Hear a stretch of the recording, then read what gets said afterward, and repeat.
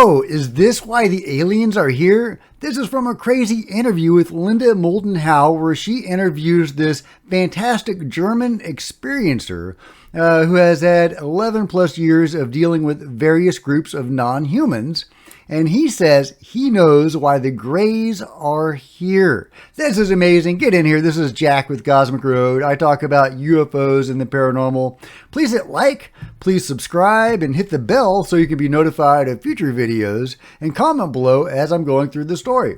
If you want to support the channel to allow me to spend more time on Cosmic Road and make these videos as good as you deserve, please consider becoming a channel member. You can do that in the first line of the description below. Channel members receive exclusive access and videos, or you can simply leave a tip in the tip jar with the super thanks feature below, right next to the like button. Another fun way you can support the channel: I'm a novelist. I write fantasy, science fiction books. You can find me on Amazon, Jack Connor. That's one of my books right there, The Atomic Sea. All right, this is going to be a great story. I love Linda Moulton Howe, and she gets some fantastic interviews and does some fantastic research. Some will take issue with some of it, and rightly so. If somebody gets a story wrong, absolutely call that out. But as a whole, she's a fantastic journalist, and she's been in the game for a long time. And on her most recent show, she had a really intriguing guest. In fact, I think she's doing a show with him on Gaia. I am now a Gaia subscriber, so I'll check that out when I see that. And she has what I believe is a clip from it, although without the moving video. So so I will show a little bit of that. But before I do, I just want to tell you what it is about. It is about why the aliens, why the beings are here, and what they are up to. He has a very interesting take on it. And I have I have a lot of comments on it, but I'll get to that after you hear what he has to say. Here that is. Now, you've had how many years of interaction with the gray beings? I have more than about 11 years of experience in total with different non-terrestrial sources and information. In those 11 years, which type have you communicated with the most? I would say the Greys, and it's the particular being that I translated as being 6, which is a being at the frequency or the consciousness level of 6 consciousness. Of the Greys, what would you say is your understanding of what the Greys want with Earth and humans? This is one of the most important questions that we've had. What's their intention? What do they want? Do they want to take over the planet Earth? And they made it very clear that they have no intention at all of getting their hands on the planet itself. They do not want to take that over.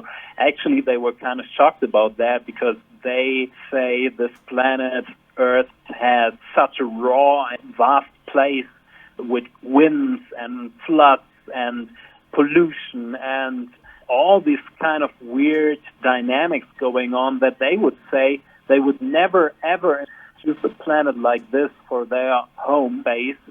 Their planet in the Orion system, but also live on different artificial crafts. Their planet is sterile. They do not have natural catastrophes. There is no dust, no sand, nothing, no pollution, no dirt. And it has its own light source, which is kind of weird. So the planet itself irradiates light. It doesn't need an outside light source. So they made that pretty clear that they do not want Earth planet itself. What they want is they understand that they only can evolve further if the universe as a big, big organism evolves. So that is what they want. They want the universe to evolve.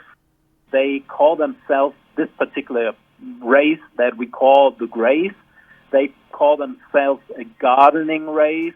They say the universe itself could flourish in a wild way, everything could grow very wildly, or tonal dynamic. They want to preserve the tonal dynamic, which was one of the expressions that we had to investigate further because we didn't understand at that time. The tonal dynamic means that beings are on a certain path for their own evolution called soul way. Beings have a certain path that they're on, which they are interested in, and the Greys want to make sure that they have every right and every possibility to proceed with that particular path so they can evolve, and the mass of all beings throughout the universe, the whole universe as an organism, can evolve. And they do that in a very large scale. They even offer administrative services to whole galaxies and star systems. Interesting, right? So the beings consider themselves the gardeners of Earth. That is really interesting. I do kind of take exception to the fact that they don't want to settle here. I mean, come on. The water's warm already. What are we, chopped liver? They don't like Earth. We got wind. We got situations going on that are a little unstable. I mean, come on, grow a spine, right? But c'est la vie, I guess, according to this experiencer. Now, I like his take on things a lot. However, I have some major issues with it. So let's get into that. I have previously talked about various narratives that the beings have given people over the years about why they are here. I did a video on that just a few days ago. And I presented two of those narratives, and I alluded to some others that are very similar. And usually it goes as a variation on this, that the beings, generally the Greys, but not always. In one case that reported by Nick Redfern that I talked about, the beings had long hair, so presumably the Nordics in that case. Although the tall whites are also said to have long hair. So, if you know the particulars of that case, let me know. But in all of those cases, the beings have come here because they are a dying race, and the only way to save themselves is to interbreed or hybridize with us. So that is very interesting because there are so many different narratives focusing on that central theme. So to me, that smacks of duplicity, and that makes me very suspicious. There's the one narrative where they're humans from the future that have messed themselves up with genetic experimentation and the like, and they have to come back in time to repair themselves with our DNA. Another is they are not humans, but they are distantly related to humans from an alternate timeline. And they have come again to repair themselves because they have messed themselves up.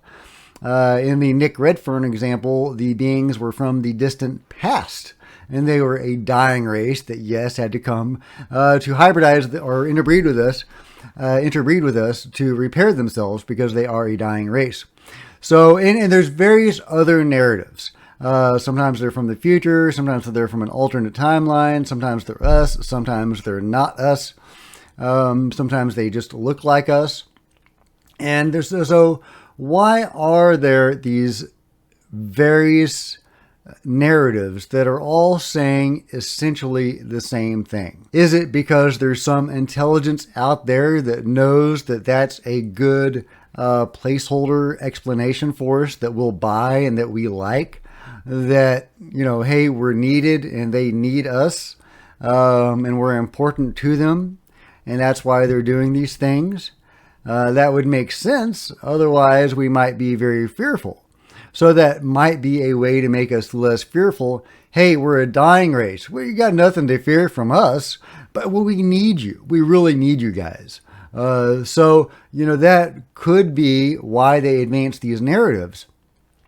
Although if they are lying about this, it's interesting that they advance several different versions of that narrative. So why do they do that? I think that is, if we can answer that, that will be a critical question to answer. But that is not always the narrative. Sometimes it's a completely different narrative. Sometimes it's a more positive and uplifting narrative, like with this German fellow.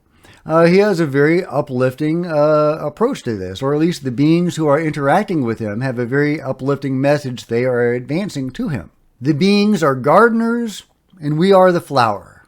They are here to presumably raise the consciousness of Earth, and they're doing this throughout the galaxy and possibly galaxies. Now, in this narrative, this sets them up as the stewards of Earth, and that is at odds with a lot of the research and a lot of the experiencer accounts, which place the gray aliens beneath the authority of the mantis beings. That is very common throughout experiencer accounts. Is that true or is that not true? I don't know, but that is common among countless experiencer accounts. So this German fellow is an outlier. His narrative, if he is an authentic experiencer, is an outlier. Does that mean he is interacting with different beings? Well, conceivably, because he places the beings that he's dealing with, he calls them the Orions.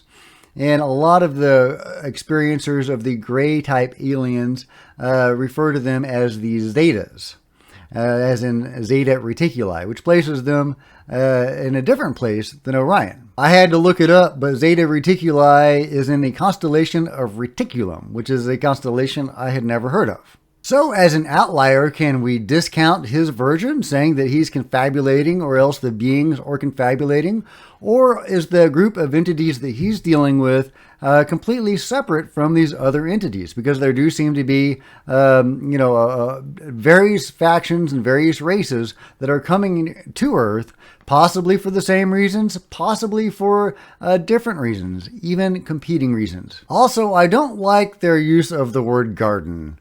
Because gardens, there's some weeding that goes on. There's some manipulation that goes on with gardens. So that makes me uncomfortable. However, that could explain alien abductions and the hybridization program. But on the whole, his idea, or the beings that are giving him this story, their idea is they are here to raise us up, and they are, apparently trying to raise the consciousness of the universe for their own agenda, which is apparently a harmonious and benevolent agenda. So, I kind of hope he's right. I kind of hope he's on the level. Yeah, it's certainly one of the less alarming and more uplifting narratives that I've heard. So what do you think? Is this guy on the level? Is that why they're here? Is that a different group from the Zetas? The Zetas may be under the purview of the Mantis beings, but the Orions are not. I don't know, guys. There's so many stories out there, so many different narratives. A lot of the narratives align and are telling essentially the same story in different ways, which makes me suspicious. But it is intriguing that they are, different narratives telling the same story. Why that is, again, I don't know, although I have my suspicions. Tell a bunch of lies and get people arguing over the lies so they don't recognize the truth. So could this be the truth? I don't know. You tell me, guys. Let me know in the comments below.